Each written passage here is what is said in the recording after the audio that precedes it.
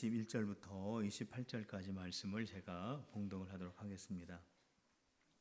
예수께서 거기서 나가사 두로와 시돈 지방으로 들어가시니 가나안 여자 하나가 그 지경에서 나와서 소리질러 이르되 주 다윗의 자손이여 나를 불쌍히 여기소서 내 딸이 흉악하게 귀신 들렸나이다 하되 예수는 한 말씀도 대답하지 아니하시니 제자들이 와서 청하여 말하되 그 여자가 우리 뒤에서 소리를 지르오니 그를 보내소서. 예수께서 대답하여 이르시되 나는 이스라엘 집에 잃어버린 양 외에는 다른 데로 보내심을 받지 아니하였노라 하시니 여자가 와서 예수께 절하며 이르되 주여 저를 도우소서. 대답하여 이르되 자녀의 떡을 취하여 개들에게 던짐이 마땅하지 아니하니라. 여자가 이르되 주여 올소이다마는 개들도 제 주인의 상에서 떨어지는 부스러기를 먹나이다 하니 이에 예수께서 대답하여 이르시되 여자여 내 믿음이 크도다 내 소원대로 되리라 하시니 그때로부터 그의 딸이 나으니라. 아멘. 설 명절 연휴를 잘 보내시고 계십니까? 오늘이 이제 마지막이죠. 또 내일까지 쉬시는 분들도 계실지 모르는데 내일이 이제 일터로 돌아가실 분들은 오늘 너무 무리하지 마시고 몸 관리 잘 하셔서 일하는데 지장이 없도록 그렇게 잘 또 하루를 마무리하시길 바랍니다. 저도 지난 수요일 날 저녁에 예배를 마치고 서울에 계시는 저희 어머니를 찾아뵀었습니다. 수요 예배를 마치고 서울에 올라가니까 밤 12시가 훨씬 넘었어요. 근데 저희 어머니가 기다리고 계셨습니다. 어머니이기 때문에 기다리는 거죠. 누가 12시 넘어서 기다리겠습니까? 그리고 누구네 집을 어떻게 새벽에 들어가겠어요. 어머니네 집이니까 초행정도 확 누르고 문도 확 열고 들어가는 거죠. 어머니 집이 그렇게 좋아요. 어머니이기 때문에 아들네를 기다려 주는 거죠. 참 좋았습니다. 그리고 그 다음 날에는 제가 고대 안암병원에 신방을 갔었습니다. 우리 교회에 김태훈이라고 하는 청년이 있습니다. 근데 그 김태훈이라고 하는 청년이 심장이 잘못돼 가지고 심장을 바꿨어요. 남의 심장을 받아서 심장을 바꾸는 그런 이식 수술을 했습니다. 그 병원에서 그 심장을 받을 때까지 1년을 병원에서 생활을 했는데 20kg가 빠졌습니다. 누워서 잘 움직이지 못하니까요. 그렇게 생활을 해서 20kg가 빠지고 또 제 마음에 참 뭉클했던 건 뭐냐면 그 어머니가 그 아들을 옆에서 1년 동안 지켰습니다. 여러분들 병원에 가면은 왜 환자 옆에 그 침대 있지 않습니까? 보호자 침대, 땅바닥에 있는 거. 그 얼마나 좁고 짧습니까? 거기에서 1년 동안 숙식을 하신 거예요. 어머니이기 때문에 가능한 거죠. 한 달도 아니고 1년을 떨어지지 않고 군산을 그 나이 드신 분이 어떻게 왔다 갔다 할 수가 있겠어요. 거기에서 아들하고 1년 동안 이제 3월 말이 되면 1년이 됩니다. 그러더라고요. 그래서 참 그 모습을 보면서 가슴이 뭉클하면서 참 그 어머니의 그 모습을 다시 한번 제가 이렇게 보게 되었습니다. 작년에 신문에 이러한 기사가 난 적이 있습니다. 장애아 엄마들이요. 장애아를 둔 엄마들이 무릎을 꿇으면서 우는 모습이 신문에 한번 나온 적이 있습니다. 왜 이 장애아를 가진 엄마들이 무릎을 꿇었냐면은 그 장애인 학교를 지으려고 하는데 그 동네 주민들이 반대를 하는 거예요. 서울은요 15년 동안 학교를 못 지었다고 합니다. 우리 자녀들이 가서 공부를 해야 되는데 학교를 지으려고 하면은 허가를 안 내주는 거예요. 민원을 너무 많이 넣어가지고 우리 동네는 안 된다라는 거예요. 우리 지역에 오면 안 된다라는 거예요. 왜? 땅값 떨어지고 또 분위기가 안 좋아지니까 싫다라는 겁니다. 그러니까 이러한 공청회가 열리는 과정에서 그 장애아를 가진 엄마들이 무릎을 꿇으면서 제발 허락해 달라고 그렇게 하는 그런 모습이 신문에 나온 적이 있습니다. 우리나라에 그 특수학교가요 170개가 있는데 공부해야 할 학생은 9만 명이라고 합니다. 근데 도저히 감당이 안 된다고 해요. 그래서 이 학생들이 학교를 가려면요 하루에 2-3시간씩 통학버스를 타고 가야만 하는 겁니다. 그러니까 너무 힘드니까 가까운 지역에 하나 더 세우자고 하는데 반대를 한 거죠. 이 장애아를 둔 엄마들의 소원이 뭔지 아십니까? 우리 아들, 우리 딸이 죽고 난 다음에 그 다음날 죽는 것이 소원이라고 합니다. 엄마이기 때문에 가질 수 있는 소원이죠. 저도 저희 어머니를 이렇게 뵈면요, 매년 가서 뵈면은 늙으셔 계시고 작년보다 또 늙으셨고 그래가지고 마음이 좀 속상해요. 안타깝습니다. 아마 자녀인 분들의 마음은 아마 다 그럴 것이라고 생각을 합니다. 오늘 말씀을 보면은 귀신 들린 딸을 둔 엄마의 이야기가 나오게 됩니다. 이 여자가 예수님에게 찾아가서 우리 딸이 아주 흉악하게 귀신이 들렸는데 고쳐달라고 그렇게 말하죠. 그때 예수님께서 야, 참 너 믿음이 크구나 하면서 이 귀신 들린 딸을 고쳐주는 그런 성경의 귀한 말씀입니다. 이 여자가 어떻게 했길래 예수님에게 너 믿음 참 크구나 라고 하는 그런 칭찬을 받았을까? 오늘 말씀을 통해서 함께 살펴보려고 하는데 그 첫 번째는요 뭐냐면 장애물들을 극복하고 예수님에게 나아갔다라고 하는 사실입니다. 오늘 우리가 읽은 말씀 가운데 22절 말씀을 우리 같이 한번 읽도록 하겠습니다. 우리 22절 말씀입니다. 시작. 가나안 여자가 그 지경에서 나와서 소리질러 이르되 주 다윗의 자손이요 나를 불쌍히 여기소서 내 딸이 흉악하게 귀신 들렸나이다 하여. 이 여자가 예수님에게 나오기는 했지만은 나올 수 있는 형편이 못 됩니다. 우리가 지금 예수님 앞에 나와서 이렇게 예배드리는 것이 얼마나 은혜인지를 몰라요. 이 여자는 나오기는 했지만 나올 형편이 못 됩니다. 왜 그러냐면 장애물들이 있었기 때문에 그렇습니다. 이 여자는 이방인이라고 하는 장애물이 있었습니다. 그 당시는요 이스라엘 사람들이 이방인은요 쳐주지도 않았습니다. 사람으로 여겨주지도 않았습니다. 얼마나 철저하게 무시했는지 몰라요. 그 외면하고 무시하는 그 이방인 여자라고 하는 그 아주 싸늘한 그 눈초리를 극복하고서 이 여자가 예수님에게 나온 것입니다. 이 여자는 가나안 여자입니다. 가나안 여자이기 때문에 가나안 우상을 섬기는 여자입니다. 가나안의 우상을 섬기지 않고 다른 것을 믿고 예수님을 믿는다라고 소문이 나면은 이 여자는 가나안에서 못 삽니다. 완전히 배척을 당하게 됩니다. 이런 것을 다 알고서 이 여자가 예수님에게 나온 것입니다.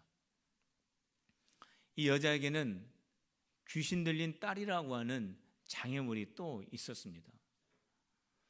물론 이 딸을 고치기 위해서 예수님에게 나오기는 했지만은 자기 딸이 귀신 들렸다라고 하는 이 말을 사람들이 다 모여 있는 데서 지금 다 이야기하고 있지 않습니까?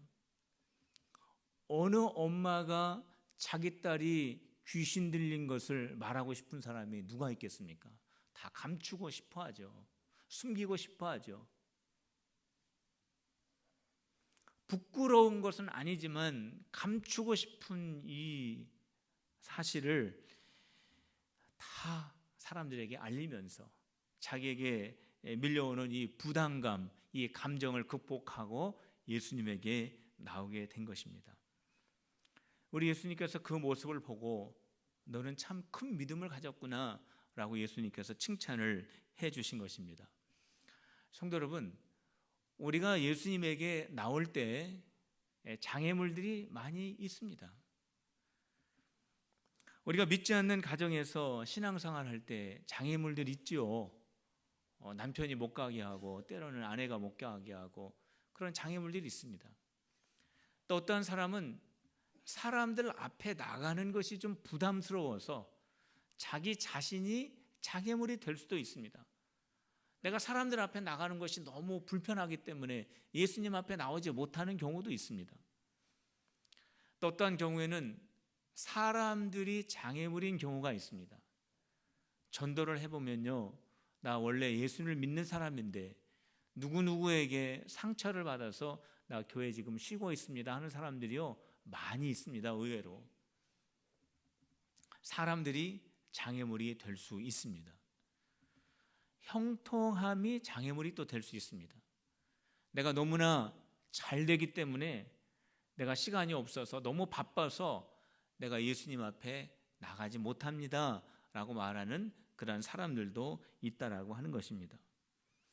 성도 여러분, 그런데 이러한 장애물 때문에 내가 예수님 앞에 나가지 못한다면 우리는 예수님을 정말 만날 수 없게 되는 것입니다.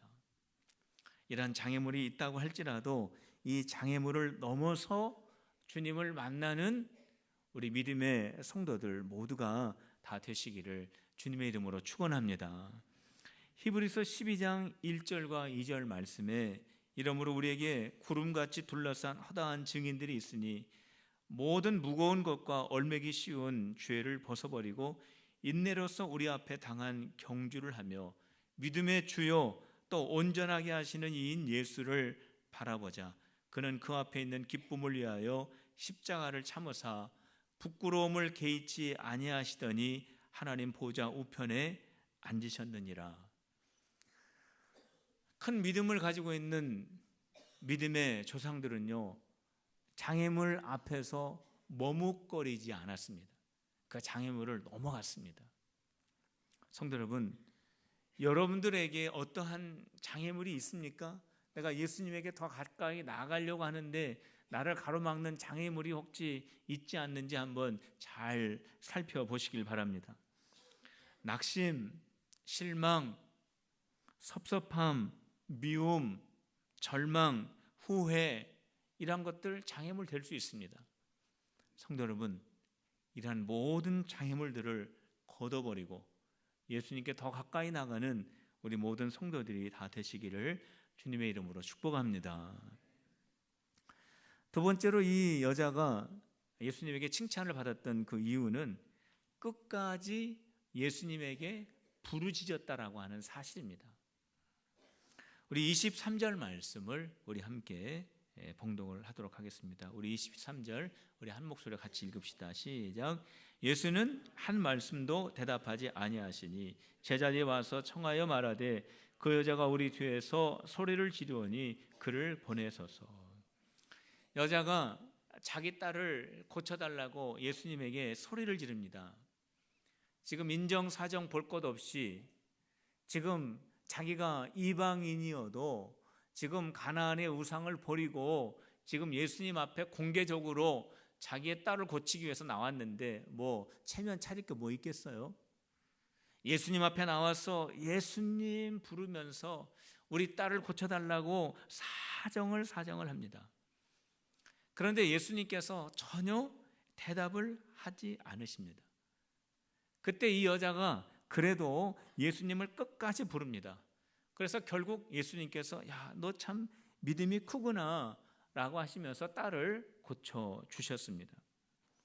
성도 여러분, 예수님께서 왜 대답을 안 하셨을까요? 이 여자가 그렇게 살려달라고 예수님의 이름을 부르는데 예수님은 왜 대답을 안 하셨을까요? 예수님께서 대답을 하지 않으신 이유가 24절에 있습니다. 24절 말씀에 보면 예수께서 대답하여 이르시되 나는 이스라엘 집에 잃어버린 양 외에는 다른 데로 보내심을 받지 아니하였노라 하시니, 예수님은 지금 전도하시기 위해서 나오셨는데 나는 이스라엘 사람을 전도하기 위해서 지금 내가 나왔다라는 겁니다. 예수님은요, 전도하실 때 전도하자 이렇게 하지 않으셨어요. 전도 대상자를 정확하게 정하셨습니다. 그게 누구냐? 이스라엘 사람들이에요. 예수님의 전도 큰 계획은 이스라엘 사람들에게 전도하고 유대인들에게 전도하고 사마리아와 온 유대와 사마리아와 땅끝까지 이르러 증인되는, 이것이 바로 예수님의 전도 방법이었습니다. 이러한 계획을 가지고 예수님이 전도를 하셨는데, 근데 사실 이 여자가 예수님에게 우리 딸 좀 살려달라고 말씀하셨을 때 예수님께서 나는 이스라엘 사람들에게 전도할 거야. 너는 이방 사람이니까 너에게는 관심이 없어 라고 하셨겠습니까? 그건 아니죠. 예수님은 그러한 분 아닙니다. 예수님께서는 지금 대답을 하지 않으셨는데 나는 이스라엘 사람들에게 전도하기 위해서 나왔다라고 말씀하셨지만은 사실 예수님께서 대답하지 않으신 이유는 이 여자가 어떤 믿음을 가지고 예수님에게 나왔는지를 예수님께서 시험하시기 위한 그러한 이유가 여기에 있었던 것입니다. 성도 여러분, 우리가 신앙생활에도요 단계가 있습니다. 첫 번째 단계는 우리가 하나님께 구하지 않아도 하나님께서 알아서 우리에게 응답해 주시고 우리에게 공급해 주시는 그러한 단계가 있습니다. 어린 아이, 갓난 아기와 같은 신앙을 가지고 있을 때 그렇습니다. 그런데 그 다음 단계가 있습니다. 그 다음 단계는 우리가 하나님께 구하고 하나님께 우리가 찾고 우리가 두드릴 때 하나님께서 우리에게 응답해 주시는 단계가 있어요. 하나님께서는 우리가 그러한 단계로 성숙되어지기를 원하십니다. 갓난아기처럼 가만히 누워있는, 그래서 하나님의 도우심을 받는 그러한 신앙이 아니라 우리가 하나님께 구하고 찾고 두드리는 그러한 신앙 생활을 하기를 우리 주님이 원하신다라는 거예요. 그런데 세 번째 단계가 있습니다. 이 세 번째 단계는 뭐냐면 우리가 구하고 우리가 기도해도 주님이 아무런 대답을 하시지 않는 단계입니다. 하나님이 침묵하시는 단계입니다. 영적으로 아주 깊은 믿음의 세계를 경험하고 하나님의 큰 믿음을 소유하였던 많은 믿음의 조상들이 바로 이 세 번째 단계를 모두 다 경험을 했습니다. 그래서 이 세 번째 단계를 우리 믿음의 선조들은 이렇게 말합니다. 어둠의 단계, 터널의 단계, 영혼의 어두운 밤, 부재의 사역, 밤의 사역, 마음의 겨울이라고 그렇게 표현을 했습니다. 하나님께서 이러한 과정을 통과하게 하신다라는 거예요. 하나님께서 왜 이러한 침묵의 단계를 통과하게 하실까? 어떠한 상황과 처지에 있다고 할지라도, 아무리 캄캄한 밤을 통과하는 것 같다고 할지라도, 길이 보이지 않는 그러한 가운데 서 있다고 할지라도, 어느 누구도 나를 도와줄 수 있는 사람이 없고 하나님께 부르짖어도 대답이 없는 그 지점에 있다고 할지라도, 바로 그 지점에서 그럼에도 불구하고 오직 하나님만 바라보고자 하는 그런 믿음의 귀한 사람이 되고자 만들고자 하는 하나님의 섭리가 그 안에 담겨져 있는 것입니다. 예수님도 이 단계를 통과하셨습니다. 겟세마네 동산에서 예수님이 기도하셨습니다. 하나님, 십자가 이 고난의 잔을 제가 좀 지나갈 수 있도록 해주세요. 예수님은 이 십자가가 얼마나 고통스럽고 얼마나 괴로운 것인지 예수님은 너무나 잘 아셨습니다. 그렇기 때문에 하나님께 기도하죠. 하나님, 이 잔이 지나갈 수 있다면, 이 잔이 지나갈 수 있도록 저에게 허락해달라고 겟세마네 동산에서 예수님이 3번 기도하시지만 하나님은 침묵하셨습니다. 그때 예수님께서 통과하셨죠. 나의 뜻대로 하지 마옵시고 아버지의 뜻대로 하옵소서. 사도 바울도 이러한 과정을 통과했습니다. 하나님, 저에게 육체의 가시가 있습니다. 성경학자들은 안질이라고 하는 사람도 있고요. 어떠한 사람은 간질이라고 하는 사람도 있고요. 사도 바울이 자기가 뭐라고 딱히 표현하기가 불편할 정도의 육체의 가시, 자기를 괴롭히고 자기를 힘들게 하고 정말 이것만 없다면은 내가 더 주님의 사역을 잘할 수 있을 텐데라고 하는 그러한 가시가 있었어요. 하나님께 기도했어요. 하나님, 이 가시를 좀 없애주세요. 응답이 왔습니다. 그냥 내버려 둬라. 너에게 족한 은혜다. 응답이 왔습니다. 바울이 통과했습니다. 내게 연약한 가운데 있을 때 예수님의 능력이 이 가운데 임함으로 나는 이 연약함을 자랑한다 라고 말을 했습니다. 성도 여러분, 큰 믿음을 가지고 있는 믿음의 조상들은요, 주님의 침묵이 있을 때 흔들리지 않았습니다. 어두운 밤을 통과할 때 흔들리지 않았습니다. 그 속에서 낙심하거나 절망하지 않고 오직 살아계신 하나님을 온전히 바라보는 그 믿음을 간직을 했습니다. 다니엘의 세 친구가 풀무불 속에 들어가지 않습니까? 그때 이렇게 고백합니다. 왕이요, 하나님께서 살아계시기 때문에 하나님께서는 우리를 저 풀무불 속에서 건져내실 것입니다. 그리고 왕의 손에서도 우리를 건져내실 것입니다. 그러나 그리하지 아니하실지라도 우리는 우상에게 절할 수 없습니다 라고 그렇게 고백을 합니다. 성도 여러분, 우리는 하나님 앞에 기도할 때 어떤 마음을 가지고 하나님 앞에 기도합니까? 정말 전심으로 하나님을 바라보면서 기도합니까? 아니면은 우리 조금 기도해 보다가 아무런 변화가 없으면 내가 기도했던 것까지 잊어버리고 기도를 중단합니까? 성도 여러분, 어제나 오늘이나 변치 아니하시고 우리와 함께 하시는 살아계신 하나님을 신뢰하며 중단 없이 끝까지 기도하는 저와 여러분들이 다 되시기를 주님의 이름으로 축복합니다. 마지막으로 이 여인은 예수님을 주님으로 인정하는 믿음을 가지고 있었습니다. 우리 27절 말씀 우리 같이 읽도록 하겠습니다. 27절입니다. 시작. 여자가 이르되 주여 올소이다마는 개들도 제 주인의 상에서 떨어지는 부스러기를 먹나이다 하니, 여자가 예수님에게 딸을 고쳐달라고 애원을 했습니다. 창피한 것도 모르고 부끄러운 것도 모르고 자기에게 어떠한 불이익이 올 줄도 모르고 예수님 앞에 간절히 부르짖었습니다. 예수님이 응답하지 않으셨습니다. 그래도 포기하지 않고 예수님께 간절히 부르짖었어요. 그런데 응답이 왔어요. 예수님께서 이 여인에게 한 말씀 하셨어요. 사랑하는 딸아, 얼마나 마음고생이 심하니? 내가 너의 고통과 너의 아픔을 내가 이미 알고 있고 내가 너의 딸을 고쳐주마. 아마 그 말을 기대했겠죠. 그런데 예수님께서 뭐라고 말씀하셨습니까? 자녀의 떡을 개에게 줄 수 없다 그랬습니다. 이게 이 여자가 들었을 때 마음이 막 무너졌겠죠. 이 여자가 예수님의 그 대답을, 그 예수님의 눈빛을 바라보면서 그 말을 들었을 때 이 여자의 마음은 이루 말할 수가 없었을 것입니다.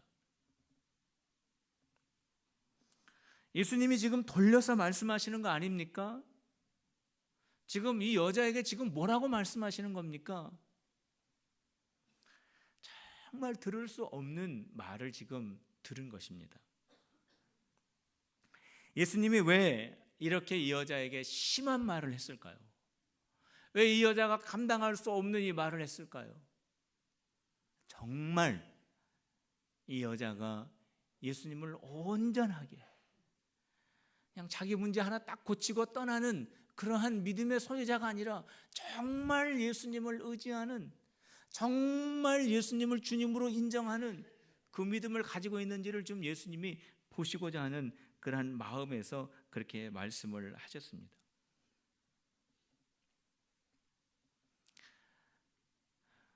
성도 여러분, 이 말을 들었을 때 이 여자가 27절에 그렇게 대답을 한 겁니다. 예, 예수님 옳습니다. 예수님 말씀이 맞습니다.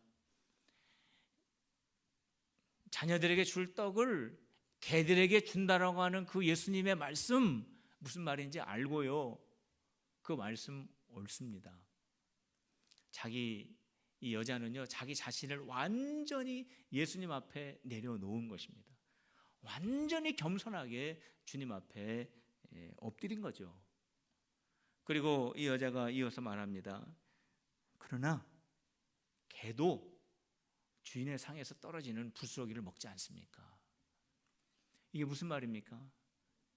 그래도 예수님은 저의 주인이십니다 라고 그렇게 인정을 하는 것입니다. 성도 여러분, 우리가 하나님 앞에 섰을 때, 우리가 지금 우리 이 모습 그대로 하나님 앞에 섰을 때 우리는 어떤 모습일까요? 거룩한 모습일까요? 깨끗한 모습일까요? 이렇게 양복을 차려입었기 때문에 신사의 또 숙녀의 그러한 모습일까요? 성경은 우리를 향해서 사랑하는 아들아, 사랑하는 딸아 이렇게 말씀하시고 하나님은 우리를 그렇게 여겨주시지만 가끔 가다가 우리 인간의 본래의 모습을 불러주실 때가 있습니다. 이사야 41장 14절에 이스라엘을 이렇게 부르십니다. 버러지 같은 너 이스라엘아 이렇게 부르십니다. 로마서에서는 더 구체적으로 우리의 실상을 우리에게 말씀해 주십니다. 의인은 없나니 하나도 없고 그들의 목구멍은 열린 무덤이요 그의 혀로는 속임을 일삼으며 그 입술에는 독사의 독이 있고. 이게 뭡니까? 이게 우리 자신이라고 하는 거예요. 우리가 예수님 때문에 하나님이 우리를 자녀로 너는 의롭다라고 그렇게 말씀을 해 주시는 것이지 본래 우리는 여전히 부족하고 온전하지 못하고 주님 앞에 설 수 없는 죄인의 모습이라고 하는 것입니다. 성경은 가끔씩 우리에게 우리 본래의 모습을 보여주십니다. 우리 본래의 이름을 불러주십니다. 잊어버리지 말라고. 너희는 여전히 죄인이고 너희는 여전히 연약하고 부족할 수밖에 없는 그러한 사람이라고 우리를 불러주시는 거예요. 그런데 이러한 부르심을 받을 때 믿음의 사람들은 어떻게 반응합니까? 왜 우리가 부족합니까? 왜 우리가 모자랍니까? 왜 우리가 죄인입니까? 그렇게 대답하지 않죠. 옳습니다. 하나님 말씀이 옳습니다. 그렇게 고백을 합니다. 다윗은 이렇게 고백했습니다. 우리는 다 먼지 같아서. 바울은 고백합니다. 나는 죄인 중에 괴수입니다. 야고보는 말합니다. 우리는 잠깐 있다가 없어지는 안개입니다. 누구도요 하나님의 이 말씀 앞에 나는 거룩하고 나는 깨끗하고 나는 정직하고 나는 온전합니다 라고 말하는 믿음의 사람이 없습니다. 나는 의롭지 못하고 나는 온전하지 못하고 나는 여전히 죄인이고 그렇기 때문에 하나님이 절대적으로 필요합니다 라고 하는 그런 신앙의 고백을 했다라고 하는 사실입니다. 이 여자가 바로 그 고백을 한 것입니다. 예수님 말씀 맞습니다. 예수님이 자녀의 떡을 취하여 개들에게 던질 수 없다라고 하는 그 말씀 옳은 말씀입니다. 나는 그러한 사람입니다. 나는 죄인이고 나는 부족하고 나는 여전히 불완전한 사람입니다. 그러나 분명한 사실은 예수님이 나의 주님이 되셔야 됩니다. 예수님은 나의 주인이십니다. 주님 나에게 은혜를 주시옵소서. 성도 여러분, 우리가 하나님의 말씀 앞에 교만하지는 않습니까? 우리가 예수님 앞에 우리가 내 자신을 높여드리는 그런 마음 있지 않습니까? 오늘 이 말씀처럼 다윗과 같이 바울과 같이 야고보와 같이 이 여인과 같이 주님, 주님의 말씀이 옳습니다 라고 하는 이 신앙이, 고백이 저와 여러분들의 고백이 되시기를 주님의 이름으로 축원합니다. 어떤 장애물이 있더라도 극복합시다. 그리고 예수님에게 나갑시다. 어떠한 상황과 처지에 있다고 할지라도 오직 주님만 바라봅시다. 그리고 내 자신을 주님 앞에 철저히 내려놓고 우리 예수님을 나의 주인으로 고백하는 우리 필그림의 모든 성도들 다 되셔서, 우리 예수님이 우리를 바라보실 때 너는 큰 믿음을 가졌구나, 그래서 우리에게 숨겨져 있는 문제, 우리가 해결해야 할 문제가 우리 예수님의 은혜로 풀어지는 역사가 여러분들의 올 한 해가 되시기를 주님의 이름으로 축복합니다. 기도하겠습니다. 하나님 아버지, 저희들 앞에 가로막혀 있는 장애물들을 넘어가 주님 만나기를 소원합니다. 어떠한 처지와 상황 가운데 있다 할지라도 하나님, 깜깜한 밤거리에 있는 것 같이 우리가 서 있다고 할지라도 우리가 주님 앞에 기도하는 것을 쉬지 않게 하시고 내 자신을 철저히 주님 앞에 낮추며 겸손함을 가지고 주님을 나의 주인으로 고백하는 저희들 모두 되어 큰 믿음의 사람으로 살아가게 하여 주시옵소서. 예수님의 이름으로 기도하옵나이다. 아멘.